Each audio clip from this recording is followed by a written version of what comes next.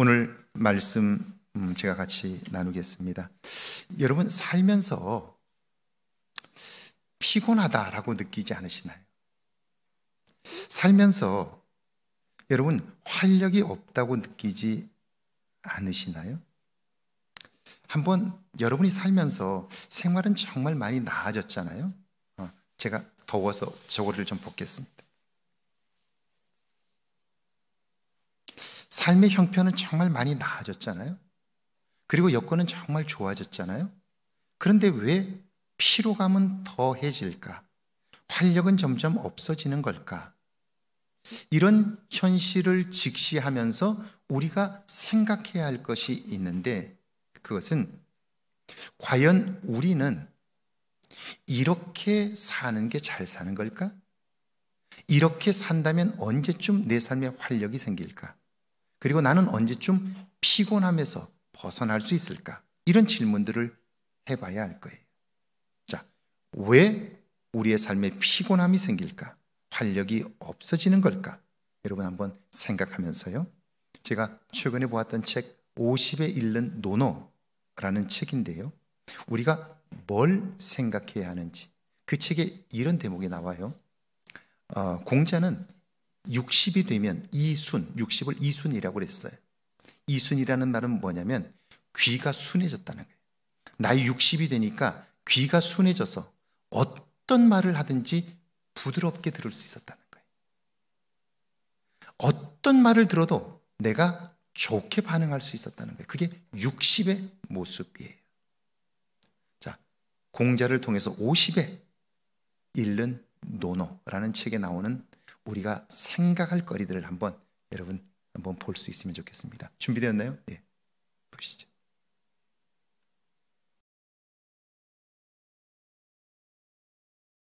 살면서 피로감을 느끼는 이유가 뭘까요? 왜 피로감에서 벗어나지 못할까요? 활력이 없는 삶을 사는 걸까요? 우리의 삶에 새로운 활력이 공급되지 않기 때문이죠. 다시 말하면 생각하지 않기 때문이에요. 제가 목회를 하면서 많은 교인들을 만나잖아요. 은퇴하신 분들이 꽤 많지요. 그런데 늙었다고만 말하지 내게 남은 삶이 얼마인가를 생각하지 않아요. 제가 그래서 신방을 할 때마다 권사님, 늙었다고 말하지만 그래도 앞으로 20년은 더 사세요.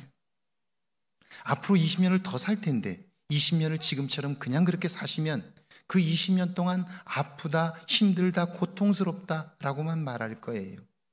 그런데 앞으로 20년을 어떻게 살 것인가를 생각하면 지금부터 조금씩 계획하게 될 거예요. 계획하지 않으면 그러면 삶은 무기력해져요. 사는 게 즐겁지 않으니까 활력이 떨어져요. 그래서 제가 그 이야기를 하는 거예요. 이 땅을 사는 동안 하나님의 도움을 힘입어 산다는 것은 하나님의 눈으로 나를 보고 세상을 보는 거예요. 그러니까 생각하는 거예요. 생각하지 않으면 우리는 피로감에서 벗어날 수가 없어요. 삶의 활력을 공급받을 수도 없게 되는 거예요. 제가 이렇게 얘기했어요. 권사님, 지금 사는 게 힘드시죠? 그랬더니 그렇다고. 여기저기 많이 아프다고. 병원 다니는 게 일이라고. 그래서 제가 그거 안 아프게 해드릴 방법이 있다고. 한 번에 그걸 아프지 않게 해드릴 수 있다고. 그랬더니 어떻게 하면 되냐고 그래요. 제가 그래서 이렇게 말씀드렸어요. 갑자기 아들에게 사고가 난다든지 큰 문제가 생기면 하나도 아프지 않을 거라. 왜요? 그 문제가 너무 크기 때문에 다른 건 생각이 나질 않는 거예요. 계획이 이와 같아요. 남은 시간에 계획을 세우면 그러면 거기에 몰두할 수 있게 되고 거기에 몰두하면요, 몸에 대수롭지 않은 것들은 잊고 지날 수 있어요. 그런데 그 목표가 없으면 작은 것에 자꾸 집중하게 되고 그것이 큰 문제가 되어 여기저기 아픈 것이 되고요, 삶을 거기에 끌려다니게 되는 거예요. 자, 성탄에 이루어진 신비한 일들을 한번 보실래요? 밑에 한번 읽습니다. 함께 읽습니다. 사랑한다는 말은 원래 생각한다는 뜻을 가지고 있었습니다. 왜냐하면 생각한다는 해당하는 옛말이 사랑한다였기 때문입니다. 이 말이 나중에 귀중히 여겨 아끼다라는 뜻의 사랑한다로 바뀌었습니다. 그런데 가만히 생각해 보면 사랑하는 일은 그냥 되어지지 않습니다. 상대방을 배려하고 아끼고 귀하게 여기는 일은, 그래서 자기 목숨을 주는 그리스도 예수님의 사랑은 깊은 생각을 통해서만 가능합니다. 그분의 크고 놀라운 은혜를 몸으로 느낄 수 있기 때문입니다. 히브리서는 그래서 이렇게 말씀합니다. 하늘의 부르심을 받은 거룩한 형제들아, 우리가 믿는 도리의 사도이시며 대제사장이신 예수를 깊이 생각하라. 자, 오늘을 살고 나서 하루를 마감하기 전에 우리는 누워 잠들기 전에 하루를 돌아보는 거예요. 내가 한 말들을 돌아보고요, 내가 한 행동들을 돌아보는 거예요. 그리고 이런 기준을 한번 가져보세요. 내가 한 그 말이, 내가 한 그 행동이 믿음이 없는 사람들도 그렇게 하는 것이었을까? 내가 한 그 말과 행동이 믿음이 있는 사람만이 할 수 있는 일이었을까? 이걸 생각해 보는 거예요. 우리가 믿음 안에 산다고 하지만 믿음 없는 사람들의 삶과 똑같이 살아간다면 우리의 삶은 무기력해질 수밖에 없어요. 왜요? 새로움이 공급되지 않기 때문에 그래요. 하루를 살면서 우리가 세상 사람과 다른 삶을 살게 된다면 그것으로 인한 기쁨이 내 안에 있게 되고요, 그 기쁨은 나로 하여금 새로운 활력을 공급해 줄 거예요. 그러니까 적어도 하루를 마감하고 잠들기 전에 오늘 내가 했던 말들이 과연 믿음이 없으면 불가능한 말들이었을까? 내가 한 행동들이 믿음으로 인하여 구별된 행동이었을까? 적어도 이걸 생각하며 하루에 잠자리에 들었다면, 그렇게 1년만 살았다면 우리의 삶은 정말 달라졌을 거예요. 그런데 생각하지 않고 사는 삶은 우리에게 새로움을, 신선함을 공급하지 못하고요, 삶은 점점 맛을 잃어버리게 되는 거죠. 자, 세상에 전해진 아주 낯선 소식이 성탄입니다. 1번이죠. 인간이 신이 되는 일은 가능하지만 신이 인간이 되는 일은 낯선 일이에요. 자, 예수님께서 이 땅에 오셨던 일, 2000년 전 그 일은 아주 세상 사람들에게는 낯선 일이었어요. 그래서 사람들이 그걸 이해하기 어려웠다고요. 자, 밑에 한번 읽어볼까요? 예수님이 탄생하신 때는 로마의 아구스토 황제가 천하를 통일한 때입니다. 로마는 식민지 국가들을 통치하기 위해 종교 정책으로 황제를 숭배하도록 했습니다. 이에 불응할 경우 황제 숭배 증명서가 없어 불이익과 함께 죽임을 당하기도 했습니다. 그러므로 인간이 신이 되는 일은 가능하다고 여겼지만 신이 인간이 되는 일은 이해할 수 없었습니다. 그런데 신이 인간이 될 수 없다면 그는 신일 수 없고 인간을 이해할 수도 없습니다. 자, 황제가 신격화되어 살아있는 동안 신전을 세우고 살아있는 황제를 신격화해서 그에게 제사를 드렸어요. 그러니까 이게 문화였으니까 사람들은 인간이 신이 될 수 있다, 그렇게 믿은 거예요.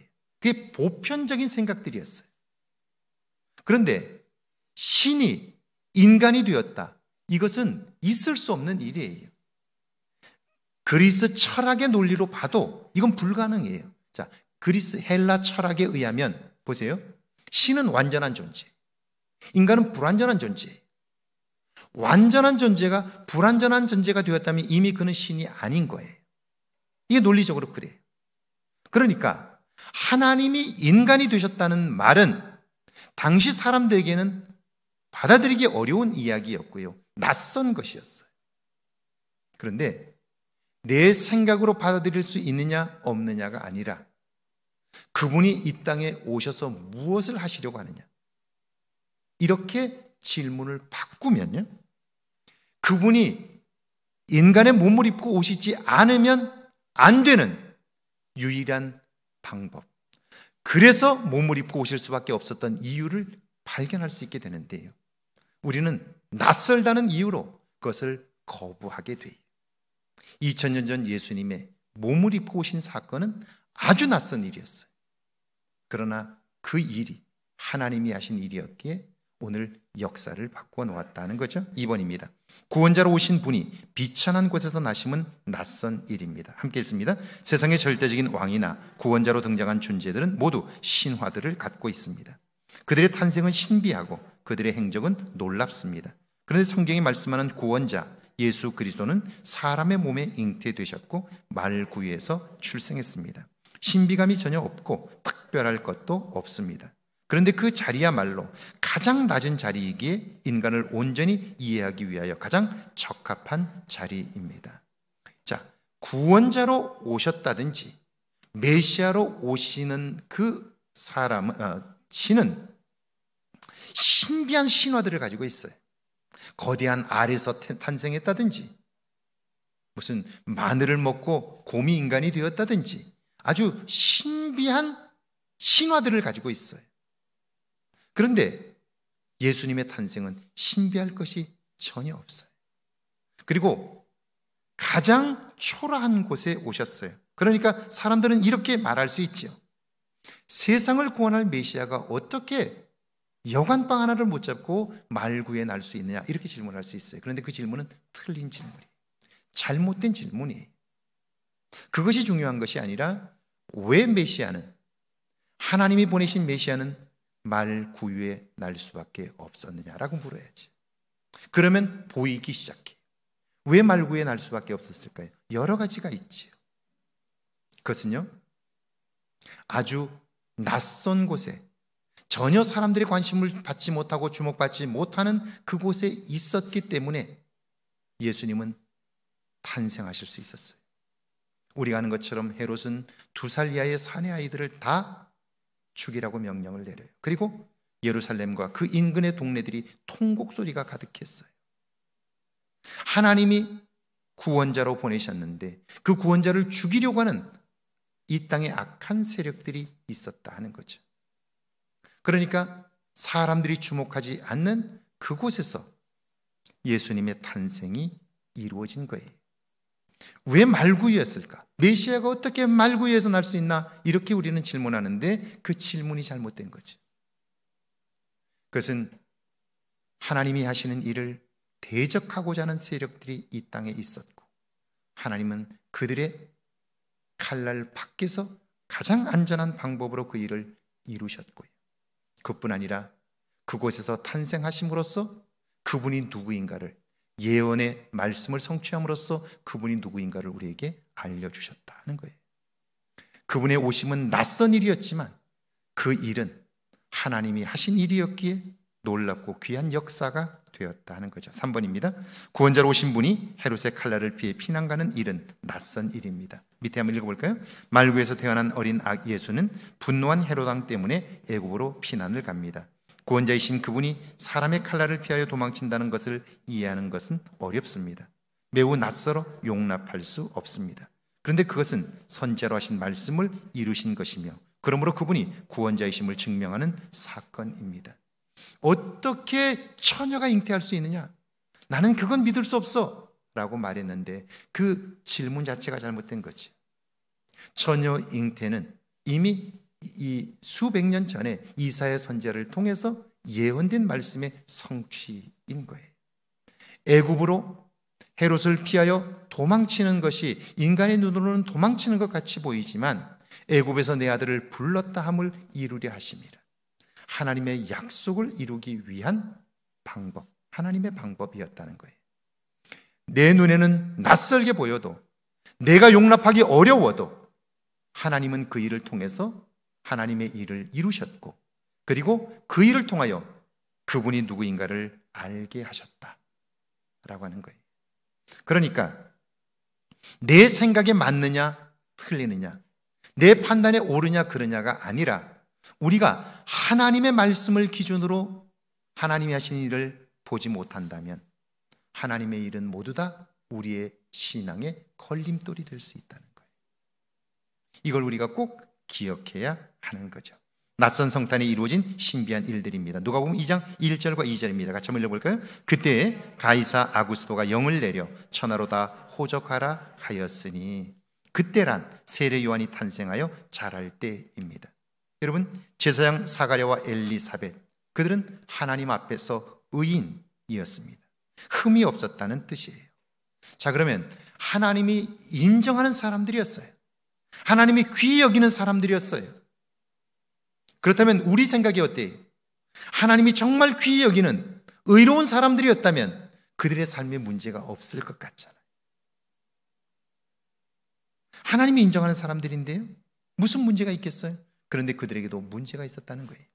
결혼했지만 아이가 없는 거예요. 노력했겠죠. 기도했겠죠. 그런데 아이가 없어요. 이제는 더 이상 생산할 수 없는 때가 됐어요. 그런데 하나님께서 태의 문을 여셔서 그들 가정에 요한이라고 하는 이름, 세례를 요단강에서 베풀었던 세례 요한을 아들로 주셨어요. 우리는 육신적으로 더 이상 아이를 출산할 수 없었지만, 그럼에도 불구하고 하나님은 그런 그들을 통하여 그 일을 이루심으로 하나님이 누구인가를 알게 해주신 거예요. 자, 그렇다면 오늘 우리는 어떤가요? 우리는 우리가 할 수 있으면 기도하지만 이제 더 이상 우리가 할 수 없다고 생각하면 이젠 기도를 멈춰버리죠. 하나님의 일도 끝났다고 생각하지 않나요? 그런데 하나님은 그 한계를 넘어서는 거예요. 우리가 아는 것처럼 마리아가 이 엘리사벳을 찾아갔을 때에 엘리사벳은 이미 그가 임신한 것을 알고 있어요. 어떻게 알고 있을까요? 이유는요, 엘리사벳이 이미 하나님의 능력으로 임신을 했기 때문이에요. 하나님의 능력을 이미 경험했기 때문에 그 믿음의 눈으로 볼 수 있었다 하는 거예요. 이걸 우리가 경험하지 않으면, 이 믿음의 눈이 아니면 결국 우리는 낯선 하나님의 구원의 사건을 우리식으로 판단하고 평가함으로써 하나님의 구원의 걸림돌이 될 수 있는 거죠. 자, 2장 3절과 5절입니다. 3절에서 5절입니다. 같이 한번 읽어볼까요? 요셉도 다윗의 집 족속이므로 갈릴리 나사렛 동네에서 유대를 향하여 베들레헴이라는 다윗의 동네로 그 약혼한 마리아와 함께 호적하러 올라가니 잉태하였더라. 호적하러 베들레헴으로 향하는 요셉과 임신한 마리아. 여러분, 왜 그들이 가게 되었죠? 그들이 가게 되었던 이유는 뭐냐면요, 가이사, 이건 로마의 황제죠, 아구스토가 영을 내렸어요. 천하로 다 호적하라, 그렇게 명령을 내린 거예요. 호적을 하는 이유는 딱 두 가지입니다. 하나는 군대에 징집할 군인들을 확보하기 위함이에요. 또 하나는 세금을 많이 거두기 위함이에요. 호적하는 이유는 딱 두 가지예요. 지금도 마찬가지예요. 주택 인구 센서스 하죠. 아마 몇 년에 한 번씩 하죠. 주택 인구 센서스 하는 이유는 딱 두 가지예요. 하나는 군대에 갈 사람들, 징집 연령, 우리가 앞으로 10년 후에 군대에 갈 수 있는 사람이 얼마나 되는지 파악하는 거예요. 군대 보낼 수 있는 사람이 얼마나 되는지 이거 파악하는 거예요. 인구 센서스를 통해서 그걸 하는 거예요. 또 하나는 앞으로 이 사람들의 숫자가 얼마가 되어서 세금이 얼마나 거칠 것인지를 예측하는 거예요. 마찬가지예요. 가이사 아구스토가 호적하라고 명령을 내린 것은 세금을 많이 거두기 위함이고요, 그리고 군대를 징집하기 위함이에요. 가장 일반적이고 보편적인 일이. 그런데 이것을, 아구스토가 영을 내린 이것을 우리가 세속사, 사람들의 역사라고 말한다면 이 세속사 속에는 반드시 하나님이 하시는 역사가 숨겨져 있어요. 그걸 우리는 구원사라고 불러요. 그러니까 세속사만 보면 사람의 일로 가득 차 있어요. 그런데 그 사람의 일 속에 담겨 있는 구원사를 볼 줄 아는 눈이 있는 사람은 그 사람들의 역사 속에 담긴 하나님의 역사를 보게 됨으로써 하나님이 이 역사를 어떻게 이끌고 가시는지, 어느 방향으로 끌고 가시는지를 볼 수 있게 되는 거예요. 이건 개인의 삶도 마찬가지예요. 개인이 살아온 삶은 그가 판단하고 행동하고 살아온 삶이라고 여길 수 있어요. 그런데 자세히 들여다보면 그 순간순간 내가 어찌할 수 없는 결정적인 계기들이 있어요. 제 경우를 놓고 본다면 제가 초등학교를 졸업하고 중학교를 가지 못하고 막노동 현장에서 일을 하고 있을 때 이건 도저히 안 되겠다라고 생각을 해서 그럼 내가 서울에 가서 공장 생활을 해야 되겠다. 서울로 올라갔어요. 저 뚝섬으로 해가지고 저 성남까지 가내수공업을 하는 공장들, 플라스틱 공장들을 제가 수십 군데를 다녔어요. 취직을 하려고. 그런데 받아주는 곳이 없어요. 그래서 할 수 없이 다시 상봉터미널에 가서 버스를 타고 이 속초로 다시 내려왔어요. 그리고는 다시 오징어 배를 타고 막노동을 하고 했어요. 그런데 그때 제 인생이 새롭게 달라지는 제 은사 한 분을 만나요. 지금은 고인이 되신 오상현 선생님을 만나게 되면서 그분 때문에 제가 검정고시를 하게 돼요. 제가 살아온 삶이 쭉 있었지만 그러나 그 중요한 순간순간마다 내 인생을 바꾸는 사람들을 만난 거예요. 그분을 만나서 제가 인생이 달라지게 된 거예요. 제가 살아온 삶, 제가 기대하지 않았던 삶을 살게 된 거예요. 검정고시를 합격해서 고등학교를 가야 되는데 고등학교를 갈 돈이 없는 거예요. 고등학교는 합격했는데 돈이 없어요. 그래서 제가 할 수 있는 것은 그냥 기도하는 거였어요. 하나님께 나와서 울면서 기도한 것뿐이에요. 그런데 어느 날 제가 다녔던 재건학교에 교장 선생님이 찾아오셨어요. 제 집에. 그러면서 너 고등학교 시험 봤느냐고. 그래서 봤다고. 그랬더니 어떻게 되었냐고. 그래서 합격했다고. 그랬더니 그러면 내일로 시간 좀 내라. 그래서 제가 왜 그러시냐고 그랬더니 내일 아침에 내가 올 거니까 나랑 같이 가자고. 그래서 선생님이 오셔서 제가 선생님을 따라서 무작정 갔어요. 어디로 가는지도 모르고 그냥 갔어요. 갔더니 제일 먼저 사진관에 가셔요. 가서 사진을 찍으라고. 그래서 제가 사진을 찍었어요. 왜 찍는지도 모르고 그냥 사진 찍었어요. 그리고 났는데 저를 데리고 다니시면서 선생님, 교장 선생님이 당신 친구들을 찾아다니는 거예요. 친구들을 찾아다니면서, 사업하는 친구들을 찾아다니면서 내 제자인데 이번에 속초고등학교에 합격을 했는데 학비가 없어서 아이가 학교를 지금 못 가려고 형편이라고 이 친구를 좀 도와주라고. 그래서 그분들이 봉투를 하나씩 주신 거예요. 그리고 그 다음날 강원일보 신문을 보니까요, 독지가를 구합니다 해가지고 제 얼굴이 이만큼 나왔어요. 고등학교에 합격했는데 갈 돈이 없어 그러니까 독지가를 묻는다. 그래서 신문이 나온 거예요. 그래서 고등학교를 간 거예요. 자, 고등학교를 졸업하고 나서 저는 그냥 면석이 하려고 생각했어요. 아니면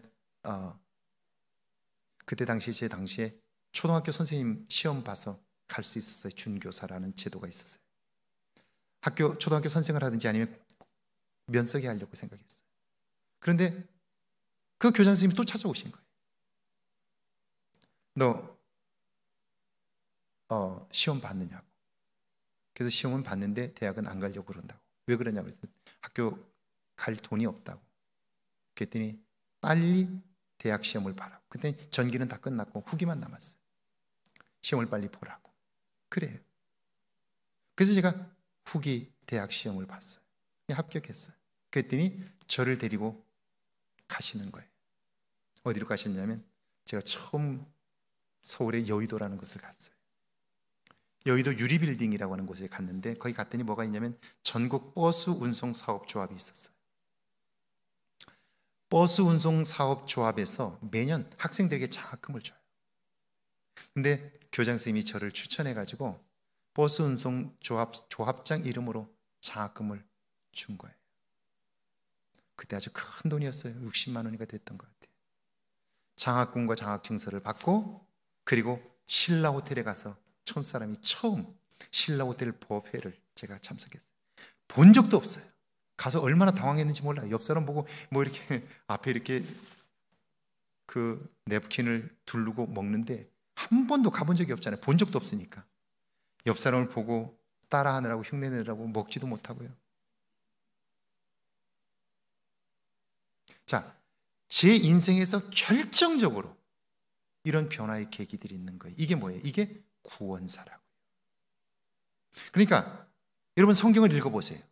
성경은 하나님의 말씀이라고 말하는데 성경은 전부 다 사람의 얘기 아니에요. 창세기 12장부터 아브라함의 얘기로부터 시작해갖고 요셉의 얘기로 끝나잖아요. 출애굽기 모세의 이야기로 시작해가지고 끝나잖아요.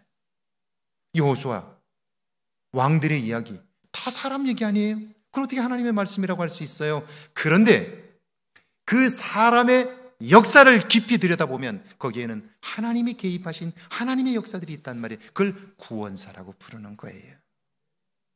그러니까 사람의 역사만 보면 사람이 역사의 주인인 것처럼 보여요.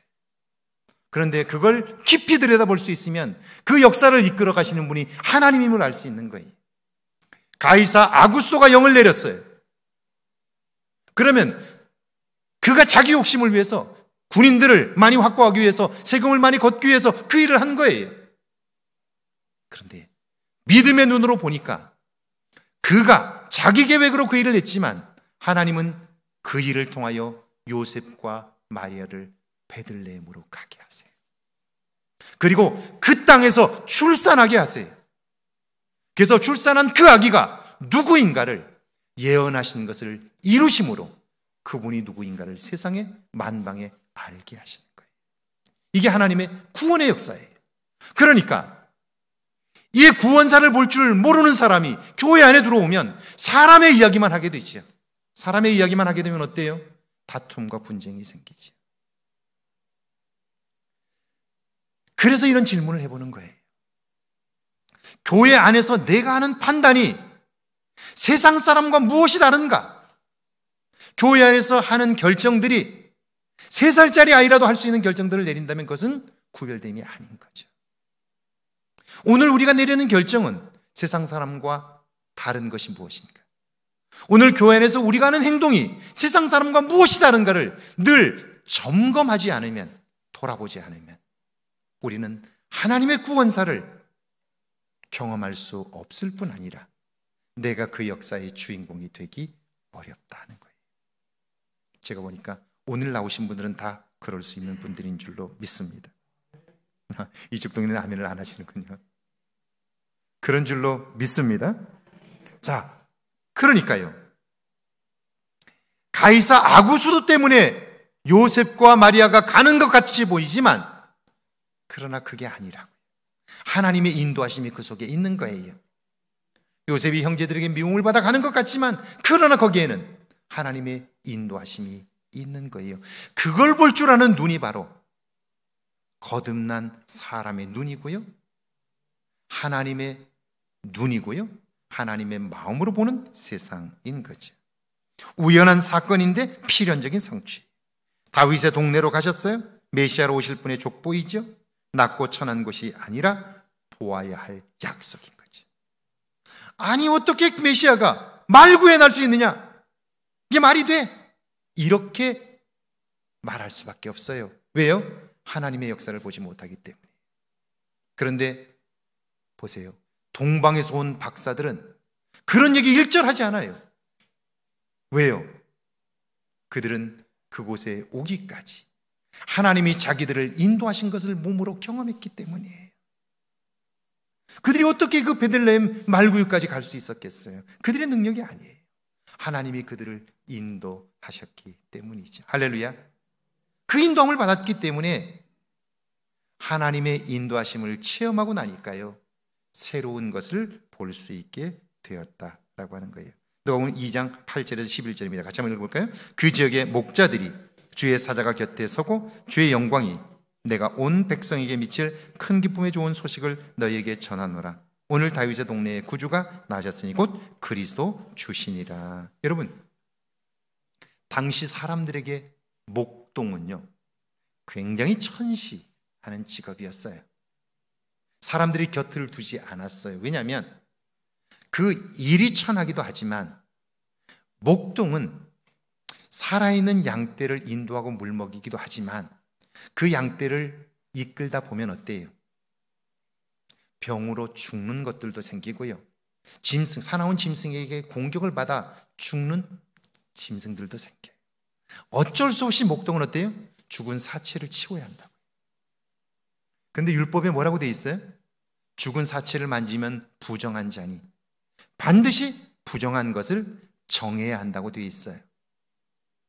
그러니까 어쩔 수 없이 그 일을 하면서 사체를 만지니까 신앙생활을 잘한다고 하는 사람들은 그런 목동들을 보면서 저 부정한 자, 더럽혀진 자 이렇게 얘기하는 거예요. 그러니까 목동은 정죄받는 사람들이었다고요. 멸시받는 사람들이었어요. 사실 그 죽은 짐승 가죽을 벗겨서 말려서 옷을 만들면 누가 입어요? 누가 입어요? 지체 높으신 분들이 입어요. 그걸 부정하다고 정죄했던 사람들이 그걸 사다 입는 거예요. 그런데도 그걸 만지는 사람을 정죄하는 거예요. 오늘도 똑같아요. 우리가 살아가면서 생각해야 하는 이유는 뭐냐면요, 오늘 제가 아까 말씀을 드렸습니다마는 코로나 상황에서 내가 원해서 감염되는 사람은 없어요. 이미 감염되어서 바이러스가 전파되고 있기 때문에 사실은 누군가가 감염이 되어서 감염된 사람과 그곳에 같이 있다가 감염이 되는 거예요. 그러니까 감염은 모두가 다 피해자인 거예요. 모두가 다 피해자인 거예요. 그러면 해서는 안 되는 일이 뭐냐면 피해자를 정죄하면 안 되는 거예요. 그건 절대로 해서는 안 되는 거예요. 그 사람이 원했던 것도 아니고 자원해서 된 것도 아니고 어쩔 수 없이 그렇게 된 거예요. 다시 말하면 우리도 잘못되면 확진자가 될 수 있는 거예요. 누구나 그렇게 될 수 있는 거예요. 그러니까 그런 사람을 보면 정죄할 것이 아니라 기도해야 되는 거죠. 그를 위해서 기도해 줘야 되는 거예요. 제가 오늘 들어오기 전에도 엄마 이선정 우리 자매에게 전화했어요. 아이 어떠냐고. 그랬더니 아이는 열도 안 나고 전혀 괜찮다고, 아무렇지도 않다고. 엄마 아빠는 어떠냐고. 전혀 괜찮다고. 그래요, 계속해서 기도하고 있습니다. 염려하지 마시고 힘내세요. 괜찮아요. 다만 잠복기가 있기 때문에 앞으로 일주일 정도는 조심하세요. 그리고 금요일쯤에는 반드시 한 번 더 확인하세요. 그래서 금요일쯤에 만약 음성 판정이 나온다면 그러면 더 이상 걱정하지 않아도 돼요. 자유롭게 활동해도 돼요. 그때까지는 조금 사람들 만나는 거 조심하시고 활동 자제하세요. 그리고 제가 기도하고 있다고 격려해 줬어요. 자, 그건 그 사람의 잘못이 아니에요. 그런데 2000년 전 목동은 자기가 원해서 목동되는 사람은 없어요. 그 일을 좋아하는 사람이 없으니까요. 가난하기 때문에 그 일을 하는 거예요. 그런데 사람들은 그가 짐승의 사체를 만진다는 이유로 부정하다고 여겼어요. 그런데 보세요. 그 성경을 많이 안다는 사람들, 그리고 하나님의 말씀을 가르치면서 그것 때문에 존경받았던 서기관과 제사장들, 바리새인들, 이들은 동방박사들이 헤롯 궁에 찾아감으로써 예루살렘에 있는 사람들이 다 알게 되었어요. 베들레헴에 메시아가 나신다는 사실이 소문이 나버렸어요. 그런데 한 사람도 베들레헴 그곳에 얼굴을 보이지 않았어요. 왜 그래요? 왜 그렇게 된 거죠? 아는 것과 사는 것은 다른 거예요. 정확히 말하면 생각하지 않는 거예요. 그들은 과거에 역사하셨던 하나님에 관해서 많은 걸 알고 있어요. 과거에 행하셨던 하나님에 관해서 너무 많이 알고 있어요. 그런데 그들이 모르는 게 있어요. 그게 뭐예요? 지금 살아계신 하나님이 무엇을 하고 계신지를 모르고 있는 거예요. 지금 어떤 일을 하고 계신지를 모르는 거예요. 그러니까 과거에 역사하셨던 하나님으로 오늘 사람들을 판단하는 거예요. 정확히 말하면 과거의 하나님, 지금과는 전혀 다른 하나님을 오늘의 하나님으로 착각하고 살고 있는 거예요. 그러니까 하나님과 상관없는 삶을 살게 되는 거죠. 얼마나 급하면, 하나님이 얼마나 당신의 아들을 영광스럽게 탄생을 축하하고 싶으면 그 들에 있던 목동들을 불러다가 경배하게 했겠어요. 사람이 그만큼 없었다는 거죠. 하나님의 일에 관심하는 사람들이 얼마나 없었으면 저 동방에서 사람들을 불러다가 경배하게 했겠어요. 이건 오늘도 크게 다르지 않을 거예요. 분명한 것은요, 목자들을 통해서 천사들이 전해준 소식은 이렇습니다. 내가 온 백성에게 미칠 큰 기쁨의 좋은 소식을 너희에게 전하노라. 오늘 다윗의 동네에 구주가 나셨으니 곧 그리스도 주시니라. 자, 오늘 우리는 이 놀랍고 큰 기쁨의 소식을 들었어요. 이게 복이 있는 거죠. 들었다면 이제 우리가 어떻게 할 거냐 하는 거예요. 들었지만 여전히 내 일에 분주함에, 나의 바쁜 일에 빼앗겨서 거기에 파묻혀서 이전에 살았던 삶과 똑같이 살 거냐? 아니면 이제 내가 그분을 영접함으로, 그분을 나의 생명의 주인으로 모시고 그분과 함께 남은 생애를 살아감으로 그분 안에서 새로운 변화를 경험할 거냐? 그리고 무기력한 삶에서 벗어나고 활력 없는 삶에서 사는 맛이 나는 삶으로 변화될 거냐? 이게 우리 앞에 놓여진 주제인 거예요. 제가 요즘 몇몇 목사님들과 만남을 갖고 있어요. 그분들이 하나같이 제게 하는 말이 있어요. 제게 이렇게 얘기해요. 목사님, 요즘 사는 게 왜 이렇게 재밌어요? 사는 게 왜 이렇게 재밌는지 모르겠다고 그래요. 그러면서 이전에 알지 못했던 하나님의 은혜를 마음껏 경험하고 있는데 사는 맛이 난다고 그래요.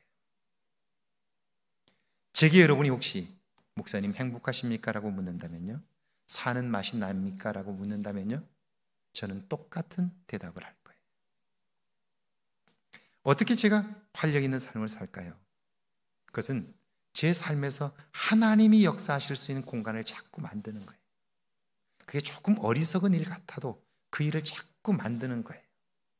그러면요, 그 일을 행하다가 삶의 기쁨이 계속 생겨요. 죄송해요. 제 자랑 전혀 아닙니다. 제가 사는 방식이에요. 여러분, 성탄절을 맞게 되는 것이 여러분의 삶의 기쁨인가요? 성탄절이 여러분의 삶의 기쁨인가요? 이 큰 기쁨의 좋은 소식이라고 그랬어요. 누구에게요? 이 탄생의 소식을 들은 사람들에게. 그러면 오늘 탄생의 소식을 들은 우리들에게는 그 예수님의 나심이 큰 기쁨의 좋은 소식이죠. 그렇죠? 근데 오늘 여러분에게 기쁨이 있으신가요? 없다면 왜 없는가를 한 번쯤 생각해 보셔야 되지 않을까요? 왜 내 삶에는 성탄의 기쁨이 없을까요? 자, 저는 이렇게 생각했어요. 성탄의 큰 기쁨은 내가 그 기쁜 소식을 전하려고 할 때, 그 기쁨을 함께 나누려고 할 때 그 기쁨은 커진다라고 생각했어요.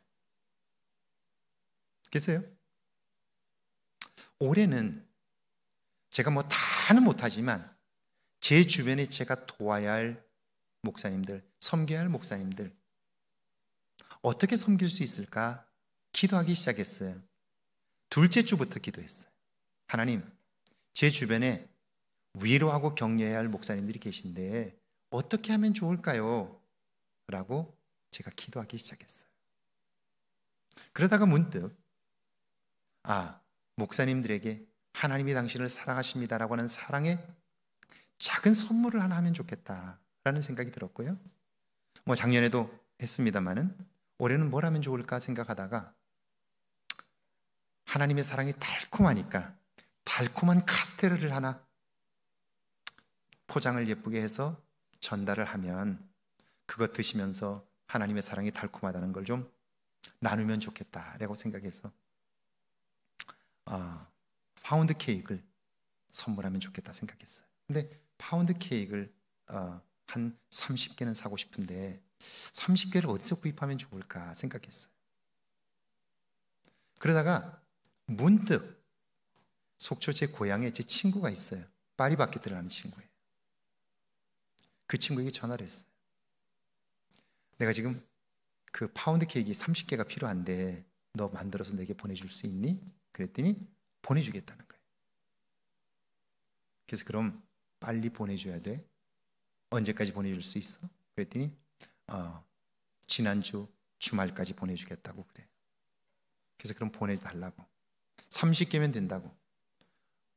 얼마야? 물어봤더니 뭐 종류가 다 다르대요. 13,000원, 15,000원, 17,000원짜리도 있대요. 그래서 제일 좋은 걸로 보내는데 나는 10,000원밖에 못 줘. 그러니까 알아서 해. 네, 알았대요. 그래서 30개가 왔어요. 30개만 보내라 그랬는데 또 6개를 더 보니까 36개를 보냈어요. 그러면서 문자가 왔어요. 30만 원만 넣어줘. 알았어, 고마워. 그리고 제가 주말에 우리 이 연말에 바쁜데요. 그걸 들고 목사님 한 분과 이렇게 배달을 나갔어요. 첫날은 나갔다가 눈이 와가지고 미끄러져서 도저히 안 될 것 같아서 다시 돌아오고 그 다음날 다시 또 이제 이렇게 했어요. 다니면서 제가 얼마나 큰 은혜를 받았는지 몰라요. 그분들이 작은 교회당, 지하 예배당, 그리고 저 돈 한복판에 있는 작은 예배당을 혼자 지키고 계신 분. 그 2층 예배당인데 교인도 없이 그 예배당을 혼자 지키는 분들. 그런데 놀랍게요, 그 작은 걸 가지고 왔는데 부끄럽게도 그분들이 제가 연락을 하고 갔더니 떡을, 목사님 작년에도 갖다 주시더니 또 올해 가져오셨다고 떡을 싸가지고 제게 주는 거예요. 그리고 너무 고맙다고 이 밖에까지 나와 인사를 하는 거예요. 그분들을 뵈면서 마음이 얼마나 좋은지 몰라요. 얼마나 기쁜지 몰라요. 그리고 너무 미안하고요. 저분들은 저렇게 똑같이 목사로 사는데 저렇게 사시는데 나는 너무 호강하는 것 같아서 정말 미안하고요. 그러니까 더 잘해야 되겠다 하는 마음이 들고요. 자, 목자들, 왜 하나님은 그들에게 천사를 보내어 경배하게 했을까 하는 거예요. 우리는 그 사람이 어떤 자리에 있느냐 여기에 관심이에요. 그런데 하나님의 관심은요, 그가 무엇을 마음에 담고 있느냐 거기에 주목하세요. 여러분, 목자들이 가서 경배하고 돌아올 때 얼마나 기뻤을까요? 사람들은 나를 정죄하지만, 나를 무시하지만, 나를 함부로 대하지만, 그러나 하나님은 나를 기억하고 계셔. 아무도 가지 않는 그 길을 나를 초대해서 그 일을 행하게 하셨어. 그들의 삶의 기쁨이 얼마나 컸을까요? 그들의 성탄의 기쁨이 얼마나 컸을까요? 그래서 저는 이렇게 얘기할 거예요. 성탄이 오늘 나에게 기쁨이 되는 것은 내가 그 기쁨을 믿음으로 받아들이고 그 기쁨을 함께 나누고자 할 때 그 기쁨이 점점 커지고 내 안에 새로운 기쁨을 만들어 내게 되고요. 그럴 때 내 안에서 나도 모르는 사이에 찬양이 나오게 돼요. 그걸 하면서 혼자 계속해서 찬양을 불렀어요. 기쁘다고 오셨네. 오 베들레헴 작은 걸 너 잠들었느냐. 그 찬송을 혼자 계속 부르면서 얼마나 기뻤는지 몰라요. 자, 성탄에 이루어진 신비한 일들이 여러분의 삶에도 이런 신비한 일들이 있기를 주의 이름으로 축원합니다. 기도하시죠.